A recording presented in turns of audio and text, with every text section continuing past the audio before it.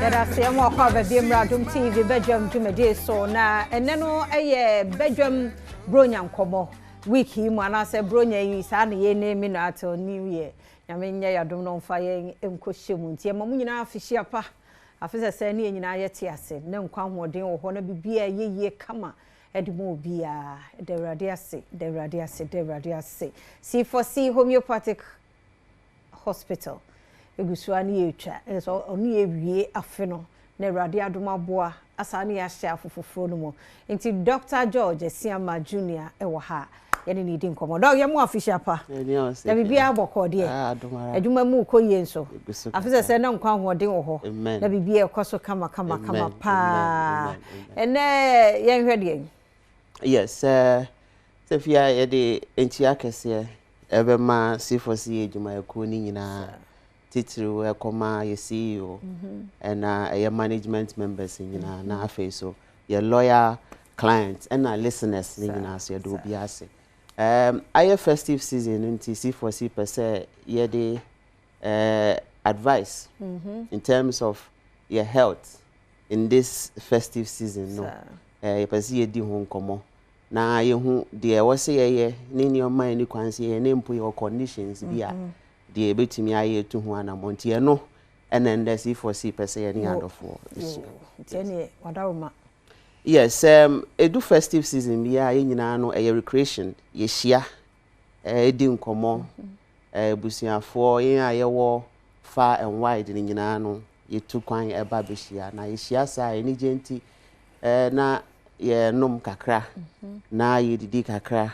nanso e wo se ye hwe se eduane aye di no enza nkofa how emre after this 1 week or 2 week celebration most importantly no overeating hwehwemu about 2 years ago C4C who say after asthma celebration no most of the cases na ye ba no na ekoye high blood cholesterol na ekoye cardiovascular conditions is a heart problems na ekoye liver problem ebi wo also ana wenya excess weight within some few weeks no overeating no emwa unya excess weight our body no build new tissues into these tissues no so hia moja ti ebasa akoma na pompi moja no nti uma akoma na ye ejuma excessively and when that happens when we say you be a need heart condition but after celebration na fe wenya hypertension and as a condition into overeating no in this season no ye momode ani ye nhwe ni ye obviously the type of food that you eat no very important ye hu say adofo shiasa enkomo ni ye kai ye time ago nti no wan haye ndantem nti wo hu say we are be 11 kra na obi no drink bi na o do something and all these things you know in a long term no say our body no because so odi wi apa abon say wasa akoda and you will not get the time to also exercise nti saani ma we nyina no pile apa after the festive season na fe one until ko hospital na o start ya no mundro say bi mpa ompo no underlying condition na onu medro de da no na o refi nkoma o doctor no di eduane ni kwan say wodi because of celebration nti na wakase bia once a while de enya hwe nezo eduane bebre bi wo ho a ebi ti say canned food say processed food bebre ye wonyo me bi ye de keka ho additives ni bi and why body no say o share this canned foods ni bebre a most of the time additives be to say sulfur dioxide sulfur dioxide to me increase lung problems it is how you be our asthma this season that's not doso ti e ko mu no body no very active this type of additives no so doso a then na fe no condition asthma no be recurrent be ba bebre na another problem so abro ebi so wo ho krampa na wo the friend potassium bisulfate no no so another additive a preservative we are de ka ho nti no so kodoso na ma problem fufuro ebi kura to me ma o blood na ye thick titru eduane ye high base in cholesterol no e be ye common this say obi be ye eduane krampa na say we nya angwa anya swimming pool e we ni na say na eduane na de o say ni nya akono oh nti at the end of the day no now I build the cholesterol na wo ni pedua na ama wo ha foforo sam ama cardiovascular problem kra na wo liver na agi eduane ne bibia no na enya problem nti ye hwe ye diet na ebeboa ye mpa ye susu wa bi ye be fa de se ye nom nsa bebre no eno so mmoa ye say alcohol susu was some additives bi wom eno susu emmoa wo liver no emmoa wo organs ni bebre na akwa how kese pa e de abronti ye nhwe sa enuane we any this carbonated drinks say if you this season who say me who say this season most of the candies no any cookies no manufacturing company na ye bebre gum ebi wo okra and pass it through the right channel and ebi wo okra mpa ye expired. I quite had a conversation with a very close friend. I catch him say, "Oh, say eduane no and do 3 months. I got 3 months na say na che say nyeshi nti ebetimi edi and all these things no increase it to chances no because sad it is when nyina mpo kwa akose we ni pedua no na say eduane no say and say yo but I got 3 months now could the na che say oh ba be ma ho problem nti after celebration no bo say gastrointestinal problem aba I just say obi awo ye fun yare no bo say adoso stomach ulcer na ye more because of spices in your mabibrebe nti all these things no honey pedua no ti ye nhwe this season na eno so ebeboa empa yeah Adom ye nhwe apart from we no sabo wo no bi a ye agya ye tume de boafi ko na wie ye nhwe sa nu no a obi ba C4C ebeboa ne location ne contact. Yes, if you are ndro bebre wo ho but ade ba ko a me re ye fi a me pesa me de ka ho ne say yeah ye use a lot of health screening and as say check up eboa say otu kwan ko other countries na ye nya mre bebre enta nko hu doctors and na say obebuku kura appointment doctor sometimes 6 months 4 months and zan we hu no nti say onya time in a holiday season say yeah no we take the opportunity now the ISR screening nti yen take the opportunity na ye wo fie yen to anamo na yen koye health screening yen hu your organs no eno echi no so mesre pa kese say instead of say ye de be ye eduane die eno no yen fanye bi asa it's very important. It's a form of exercise e be improve your blood circulation na e de how emba ni peduane mti mesre say C4C wondro bebre e wodro bi to say liver na ye di hu koma eboa e cleanse wo liver no unya ne this season eboa meduane bi e ko system no eboa ne ye pa say wo hypertension so a ye wo BP 40 eno so ebeboa e bia odi na refractory hypertension na che say one mundro bebre basically wa koye walking pharmacy then so still pressure no enko anase kwa na ba e bi kura mpa wo ye be man ti usuro say onum pressure do ne bebre wa ho odi won pembe kofoma your vigor m aye natural hu hia say aphrodisiac na wo problem ansa wanom nti ni nyina no this season no very important advice bi om say sexual transmitted disease any infections ewo ho nti emfa this season ho enya nioma bebre enkofa problem bre ho next season nti mesre se bebi a wo bia no ndro ho any health screening free health screening and also ye ejuma nti wo frɛ number na ye no obedi nkomo all over Ghana branches no ho number of fra 24/7 for any enquiries no 050 00 40331 050 0040 and I say 050 0040 328 050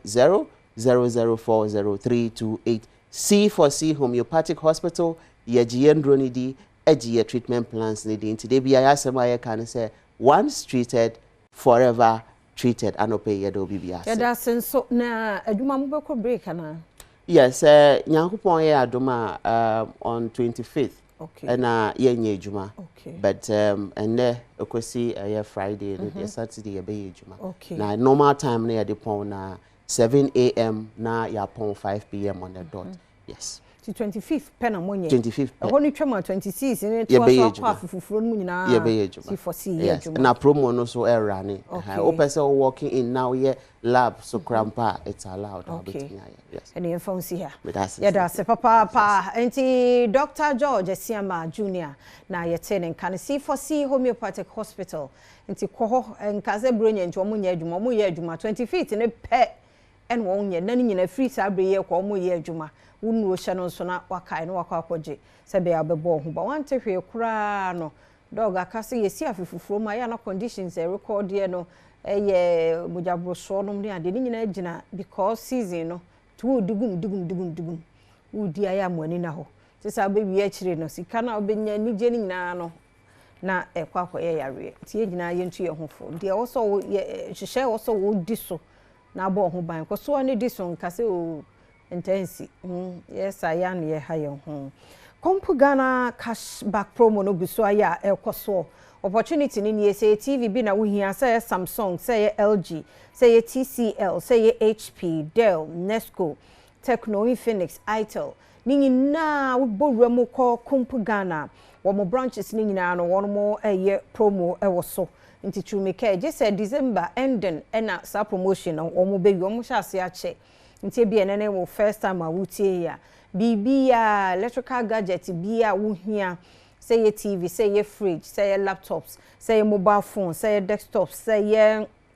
air condition say ye gas cookers home theaters ni nyina wo bowura kompu Ghana wo mo branches across one more atete so the amount na wo mu no showroom ho a wo to ade no anso ebi abehye oba bi wo bisa question ba ku mienu wo pass a eno so achade ka ho edebe ma wo ebi wo kure yesika kokosi 2000 to yire wo huna so de wo ye bebusa wodi mu nkunim de wanhwe na ade kora wo koto no na enu sika na wo se nya ne ntia me se ye de che wo kora ne sa nti bo ewura mu ko kompu Ghana na kope enuoma makekan bi to December ending and a promotion no eba ending nti enyansi ye ye wo hia bia no ko ho a wo sabeka 0302 752020 0302 752020 MJ Grand Hotel enya 14 years into one more 14th anniversary ninti one more at so 20% discount da wonwumedi a wo year e was so free 1st to 31st December and one more run is our promo no now what wonim MJ Grand Hotel so de o ma me nkasa bebre o mo wifi ye adwuma o mo pool ho mo gym ho sanso and as part of one celebration no continue wo free obi man so wo ba e ba be fa wo airport wo do wa ba MJ Grand Hotel wo konso ye be san e de wo akọ wo mu nuane so e de continental nie local nie timesro afia no ahia yi shada na fa abusua no ekọ MJ Grand Hotel nkwaje mo ahome yate so obetimi enjoy eye pa ekọ anwa maduane de eye fa eye kama pa ubetimi afro mo 0540274463 0540274463 and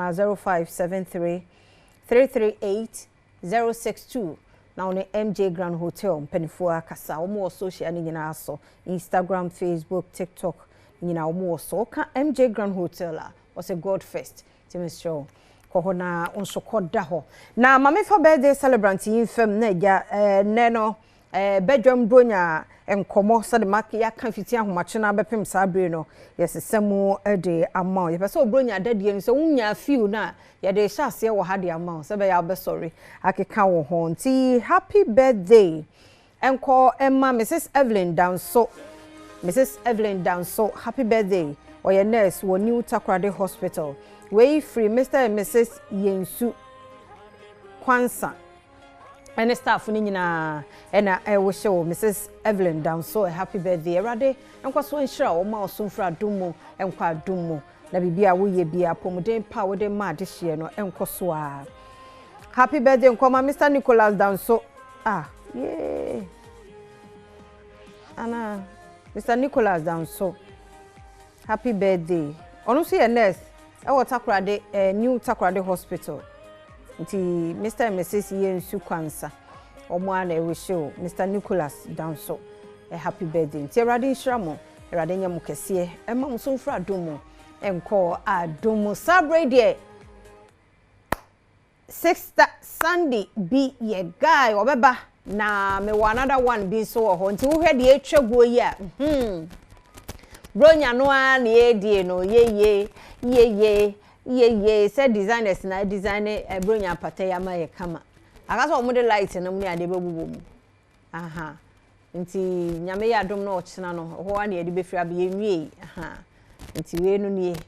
fi china no e bi te ha na bi te ho munim de last year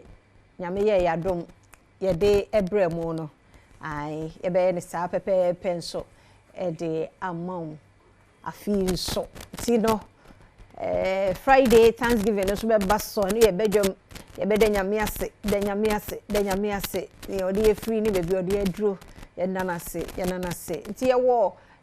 personalities ahodo on be pass it through this week e ko nyina nti enyi afidie no mfiri Adom TV e wazoye sebe ya wonso ye be mo bronya die na ye de nti so do wan tu kwa nko ba bia kra no a fa no te se watu kwa ba Adom TV bibia be mo bronya die no awie mu die be ye kama be ye pepepe e de amawo no wadaroma ye de ebebro enti me try me next guest na fe ya to ankomo no so onya ma ye ma ye nkoso anfa futuo no mamo weda no mu aye dry show hu ye jahihie bi wo hono mu a ade na wo hye ni gina ho ahwe sa ahye wi afanso oguso na nkwa nkoto baabi anko hyehye nyapade eme fire de hye bi nko ufie ho electrical wires bi exposing no ho ni ade a per electrician papa certified one na o me connecting nya bibia ma o kama because pe brewe mu de bibi kitua bi na eja de no ho agim ya hyehye niema okwan no ho no nse ye dodo enwura na wo tubon se ne ya boabo no ye hye ye nye careful ye nyina ho hwe nti sam from efa no na spread eja no na spread yesre mumie nyina ye mo ye ho ban entwen man ensi ansa na wakase mihu yanka me ye me de onso ye wo de akakra nkakra ne nyina ye boa na o hwe be weekend yi mu ho wura ho no ja no se de etototo miamia bi na areho asefe mumie nyina hwe hu ye akwantufo ahyankafo esremo na me hwe mo so saa mfa mo nkomra na munya abotere maye because ekwan mu nya no ma sa wie mu no ya na yekusu kakra hwe sa o lights ni bibia no eye kama wiper no so eye adwuma mfuturo no bu egu ayi wo mirror nanimu a na wa wiper ne kama sebe ya wani mbeda ho watumi de yakwantufo yakode won maba empre wo ho na eda ya me se da be kra Thursday na Wednesday no traffic bi na wo mu no ade che Thursday me ba na obi ani krom te eda ya obi abedu obi na abonten da ye de sebi na adwen no aye no wono de ba bi a wapia no ho ato eda ye obi abekọ ti esram yakwantufo ya hyenkafo papa bi munya abotere maye nye mrika gidigidi overtaking bi ho no ma utum se wo ye nye nso na wo ye ya kai hwe nipa dodo a omo de omo enkwa be hye wo nsem saa mre no kai na to bo maye wadaroma na fie nyina ye kọ fie bra mpre wo ho kra bokọ enye wrongful overtaking bi wo ka no problem wo ho asiesie tichu akese no ne ade fail break no no ya na ya doso nti mum ye nhye no so me enkomra no ye ba ye beto so